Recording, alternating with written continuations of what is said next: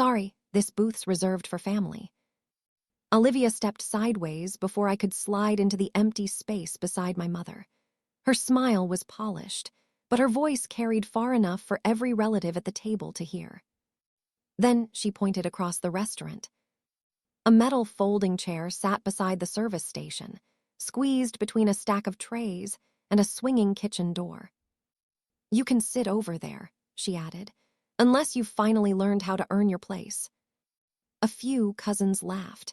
My father lowered his eyes toward his menu. My mother adjusted her napkin as if she hadn't heard a word. I looked around the curved leather booth. There was space, plenty of it.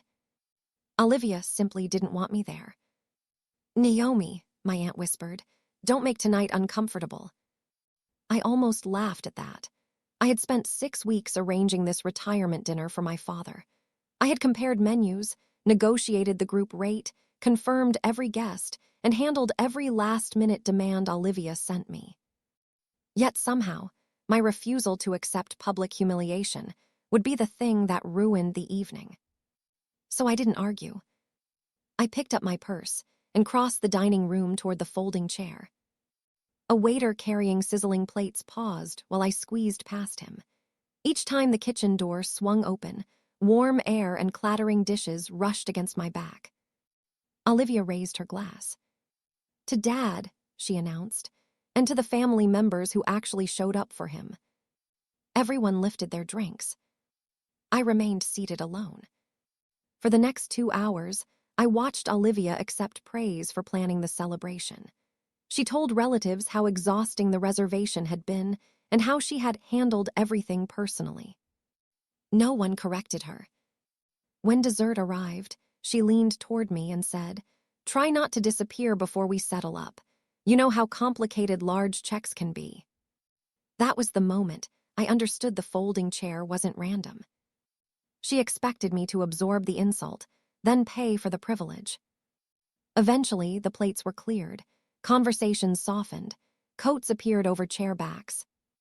The waiter approached, carrying a black leather check presenter. He walked past Olivia, past my father, past every person seated in the family booth. Then he stopped beside me and placed it on the folding table near my elbow. Olivia smirked. See, even he knows who handles the money. I looked at the closed folder, then at the booth filled with people who had laughed when I was sent away. That isn't mine, I said. The waiter hesitated. I smiled and pointed toward Olivia. Not my table. Her smirk vanished. And as the waiter slowly picked the check back up, every face at the booth turned toward me, wondering what I knew that they didn't. Introduction complete. Hit Go to continue. The dining room grew noticeably quieter. My cousin Brandon let out an awkward laugh.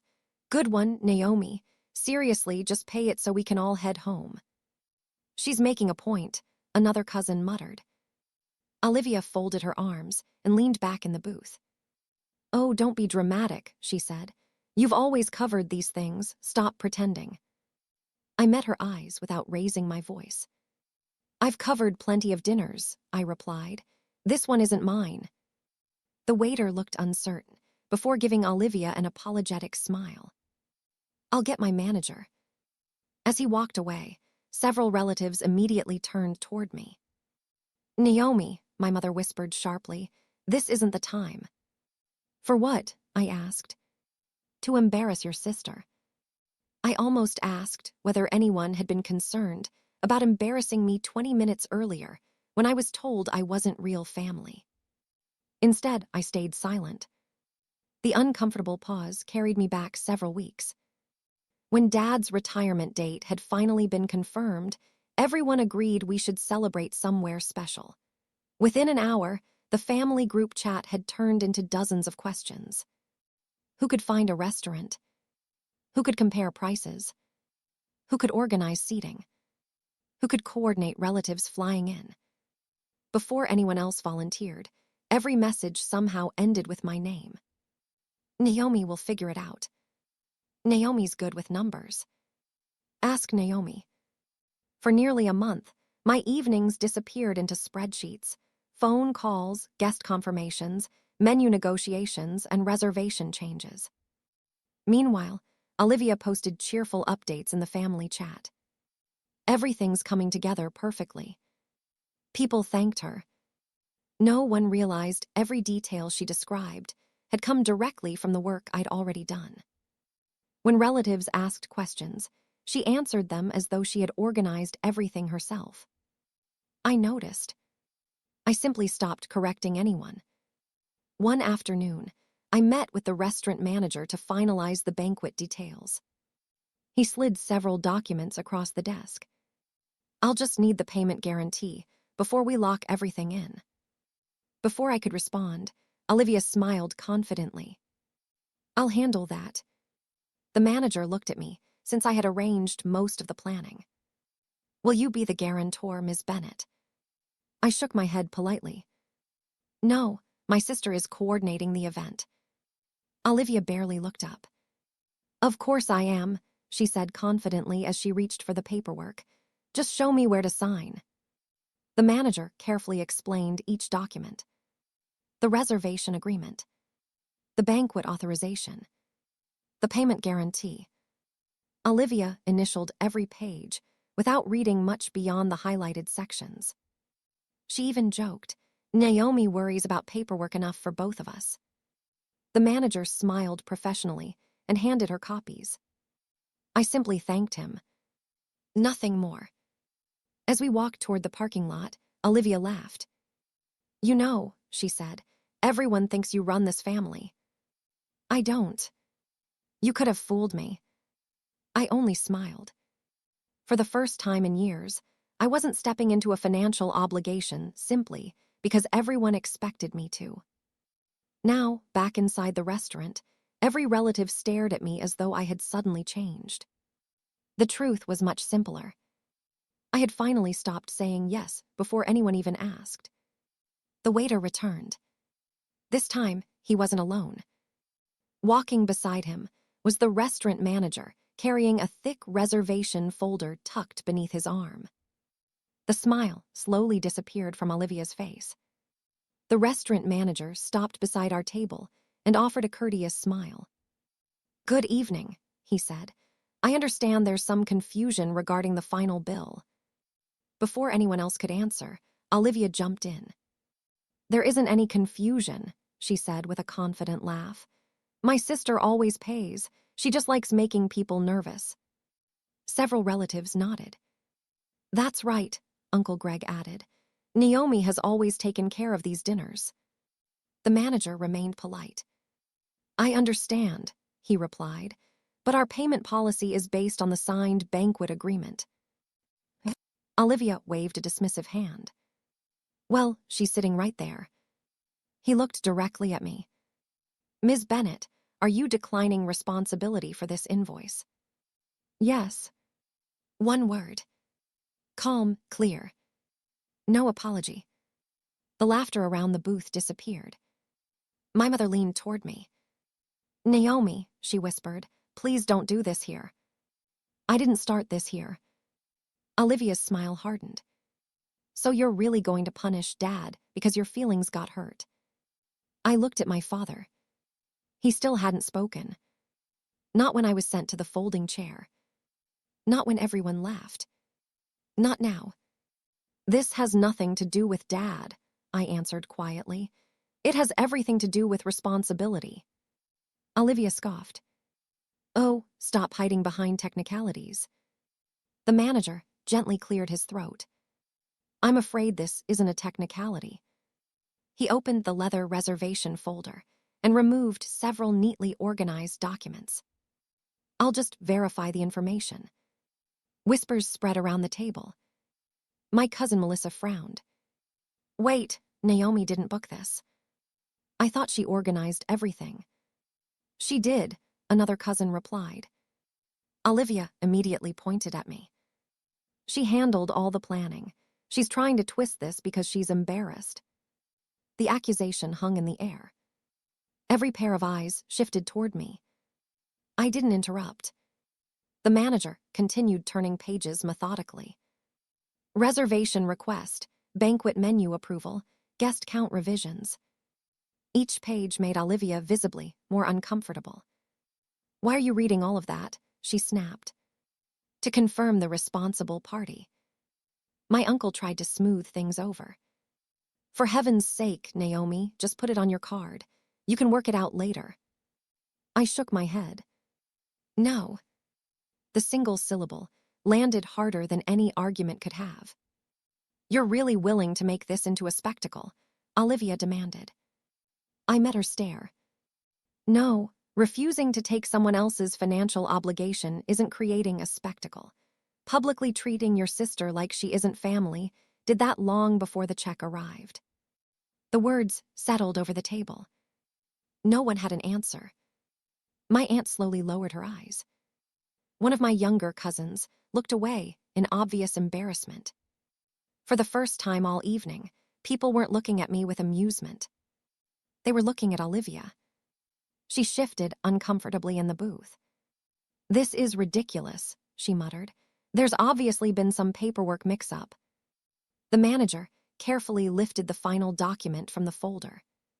There isn't a mix-up. He adjusted his glasses and looked toward Olivia. Before I continue, he said evenly, would you like me to read the name printed on the agreement? The entire table fell silent.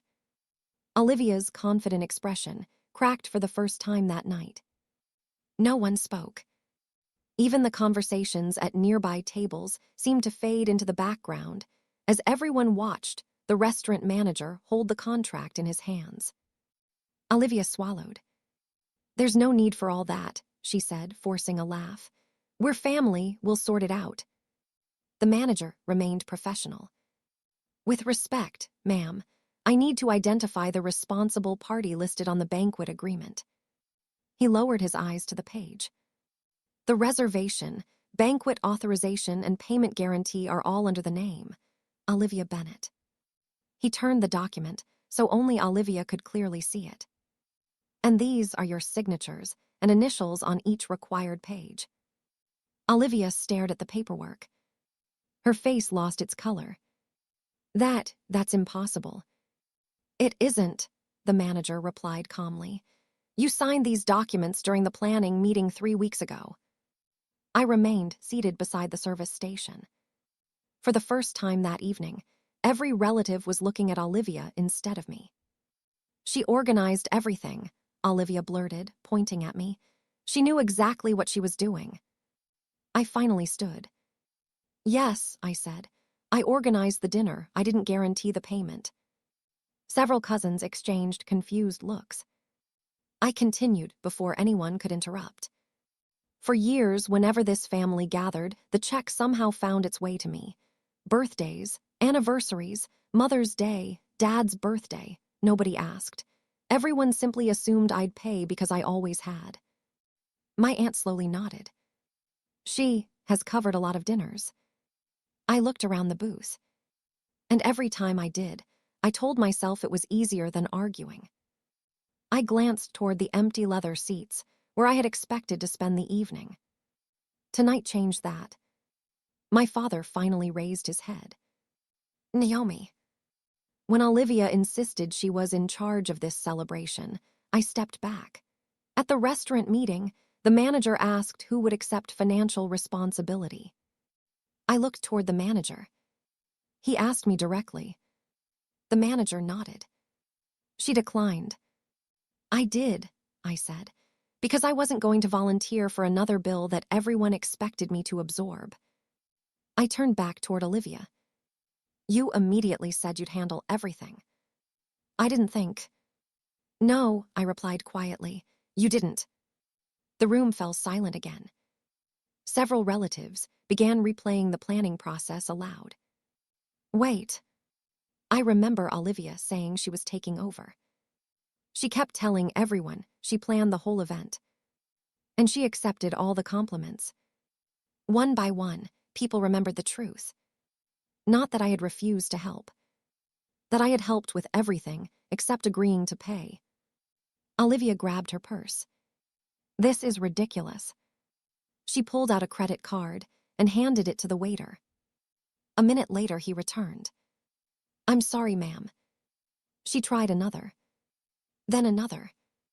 Each trip back from the payment terminal took only seconds. Each return was quieter than the last. No one laughed anymore. No one even looked at me. They were watching Olivia struggle with the obligation she had so confidently claimed. The manager spoke gently. If it's more convenient, we can split payment between multiple approved methods or arrange an immediate bank transfer. Olivia looked desperately around the booth. No one rushed to rescue her. The same relatives who had expected me to silently cover the bill suddenly became fascinated by the centerpieces and empty dessert plates. My cousin Brandon was the first to stand. He walked over to me. "Naomi, I'm sorry." Others slowly followed. I shouldn't have laughed. We all should have said something. You didn't deserve that. I thanked them, but I didn't pretend the apologies erased what had happened. They couldn't. I picked up my purse and folded the metal chair before leaning it neatly against the wall where it belonged.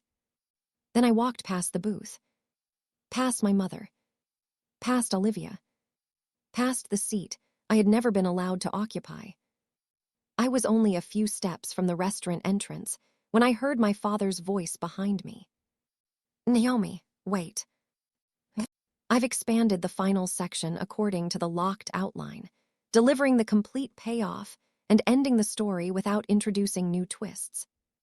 I stopped with my hand on the restaurant door, but didn't turn around immediately. For a long moment, all I heard was the soft clink of dishes and the muffled conversations from the rest of the dining room. Then my father spoke again. "Please." I faced him. He had left the booth for the first time all evening. He looked older than he had just a few hours earlier. "I owe you an apology," he said quietly. No one interrupted him. Not Olivia. Not my mother. Not a single relative. "I should have stopped it the moment Olivia told you to move." His voice cracked. I knew it was wrong. I waited. He took a slow breath. But I also knew what would happen if I stayed silent. I frowned. "You mean you knew I'd keep the peace?" He nodded. "Yes." Those two letters landed harder than any excuse could have. "I've watched you fix everything for years," he admitted. "Whenever there was an argument, you gave in. Whenever someone forgot their wallet, you paid. Whenever the family needed help, you were there." He lowered his eyes. I became used to it. My mother quietly walked over. Her eyes were wet. We all did. Neither of them tried to justify what had happened. Neither blamed Olivia. Neither blamed me. For the first time, they simply admitted the truth. The restaurant manager approached once more, carrying the signed paperwork. "I'd like to clarify one final point," he said respectfully. He opened the folder. "Ms. Olivia Bennett is the only individual listed as the financial guarantor for this reservation. Ms. Naomi Bennett declined that responsibility during the booking process, and no documents authorize us to seek payment from her." He closed the folder. There has never been any question regarding legal responsibility. The matter was settled. Olivia stood frozen beside the booth. Her confidence had disappeared completely. Without another argument, she unlocked her banking app, transferred funds between accounts, and combined multiple payment methods until the balance was finally approved. The payment terminal chimed. The bill was settled. Not by me. By the person who had signed for it. No applause followed. No dramatic confrontation. Only an uncomfortable silence that felt heavier than any shouting match. As coats were gathered, my aunt approached first. "I should have offered you my seat." "You shouldn't have needed to," I answered gently. My cousin Brandon shook his head. "I laughed because everyone else laughed." "I know. That wasn't an excuse." "No," I said, "it wasn't." One after another, relatives apologized, not because I demanded it, but because they had finally seen the pattern they had ignored for years. It had never been about one expensive dinner. It had never been about $3,450. It was about treating one member of the family like a backup plan instead of a daughter, a sister, or an equal. I looked toward the folding chair, still leaning against the wall. "That chair wasn't the worst part," I said. Everyone listened. "The worst part was how normal it felt to all of you." No one argued. Because they knew I was right. Over the next several months, things changed. When birthdays came around, everyone paid for their own meals. When someone suggested splitting vacation costs, the conversation happened before reservations were made. No one automatically looked at me when a bill arrived. Olivia stopped volunteering to organize family gatherings. After what happened at the restaurant, relatives no longer accepted her version of events without asking questions. The authority she had enjoyed for years quietly disappeared. As for me, I stopped saying yes out of guilt. If an invitation came with expectations instead of respect, I politely declined. Some family members drifted away. Others made real efforts to rebuild our relationships. The difference was simple. This time, the effort went both ways. A few months later, my father invited everyone to celebrate his birthday at a small neighborhood restaurant. Before I answered, my phone buzzed with a message from one of my cousins. "Everyone is paying for themselves. Dad wanted you to know that before you decided." I smiled. When I arrived, someone had already saved me a seat. Not at the end of the table. Not beside a service station. Right in the middle. "There she is," my father said, standing to hug me. No speeches. No awkward explanations. Just a place that had been waiting for me. Dinner was filled with easy conversation, shared laughter, and no one watching to see who would reach for the check. When the server finally brought the bills, they were already divided. Everyone simply paid their own. I walked out that evening feeling lighter than I had in years. Not because I had won an argument. Not because my sister had been embarrassed. But because I had finally learned that protecting my own dignity wasn't selfish. It was overdue. That night, I didn't walk away because I wasn't family. I walked away because I finally stopped paying for people who treated me like I wasn't.